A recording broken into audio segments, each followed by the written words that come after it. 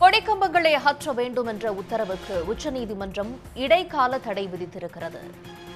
கொடிக்கம்பங்களை அகற்ற உத்தரவிடப்பட்டிருந்த நிலையில் அந்த உத்தரவிற்கு உச்சநீதிமன்றம் இடைக்கால தடை விதித்திருக்கிறது. உயர்நீதிமன்ற உத்தரவை எதிர்த்து மார்க்சிஸ்ட் கம்யூனிஸ்ட் கட்சி தொடர்ந்த வழக்கில் மேல்முறையீட்டு மனுவில் தமிழ்நாடு அரசு பதிலளிக்கவும் உச்சநீதிமன்றம் உத்தரவினை பிறப்பித்திருக்கிறது. தமிழ்நாடு முழுவதும் சாலை ஓரங்களில் உள்ள கொடிக்கம்பங்களை அகற்ற வேண்டும் என உயர்நீதிமன்றம் உத்தரவு பிறப்பித்திருந்த நிலையில் அந்த உத்தரவுக்கு எதிராக உச்சநீதிமன்றத்தில் மேல்முறையீடு செய்யப்பட்டிருந்தது. மார்க்சிஸ்ட் கம்யூனிஸ்ட் கட்சி இந்த மேல்முறையீட்டினை உச்சநீதிமன்றத்தில் தொடர்ந்திருந்தது. இந்த நிலையில் இதற்கு தமிழ்நாடு அரசு பதிலளிக்க உச்சநீதிமன்றம் உத்தரவு பிறப்பித்த நிலையில் கொடிக்கம்பங்களை அகற்றக்கூடிய நடவடிக்கைக்கு இடைக்கால தடை விதித்தும் உத்தரவினை பிறப்பித்திருக்கிறது.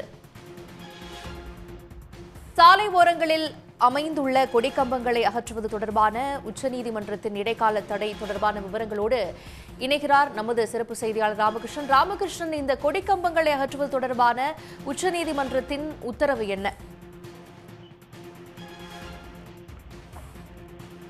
அதாவது தமிழ்நாடு முழுவதும் உள்ள கொடி கம்பங்களை அகற்ற வேண்டும் என்று உத்தரவிற்கு உச்சநீதிமன்றம் இன்றைக்கு இடைக்கால தடை வைத்திருக்கிறது. சென்னை உயர்நீதிமன்ற மதுரை கிளை என்பது தமிழ்நாட்டில் உள்ள பல்வேறு இடங்களில் உள்ள இடைஞ்சலாக இருக்கின்ற கொடிம்ப கம்பங்களை அகற்ற வேண்டும், முக்கியமான இடங்களில் கொடிக்கம்பங்கள் வைக்கக்கூடாது என்று ஒரு தடை வைத்திருந்தது.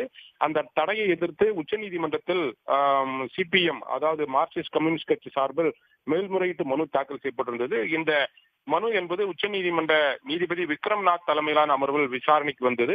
வழக்கை விசாரித்த நீதிபதிகள் ஏற்கனவே சாலை ஓரம் வைக்கப்பட்டுள்ள கொடிக்கம்பங்களை அகற்றும் விவகாரத்தில் முன்னதாக உயர்நீதிமன்றம் பிறப்பித்த உத்தரவிற்கு இன்றைய தினம் இடைக்கால தடை விதித்து உத்தரவு பிறப்பித்திருக்கிறார்கள். இது மட்டுமல்லாமல் இது தொடர்பாக தமிழ்நாடு அரசு பதிலளிக்க வேண்டும் என்றும் நோட்டீஸ் அனுப்பி உத்தரவு பிறப்பிக்கப்பட்டிருக்கிறது. 4 வார காலத்திற்குள் தமிழ்நாடு அரசு பதிலளிக்க வேண்டும். அதன் பிறகு இந்த வழக்கு மீண்டும் உச்சநீதிமன்றத்தில் விசாரணைக்கு வரும். விசாரணைக்கு வரும்போதுதான் மதுரை கிளை தடை விதித்த அந்த உத்தரவிற்கு உச்சநீதிமன்ற நீதிபதிகள் விரிவாக விசாரணை நடத்தி தீர்ப்பை வழங்குவார்கள். விவரங்களுக்கு நன்றி ராமகிருஷ்ணன். உடனுக்குடன் செய்திகளை தெரிந்து கொள்ள சன் நியூஸ் பெல் ஐகானை கிளிக் பண்ணுங்க.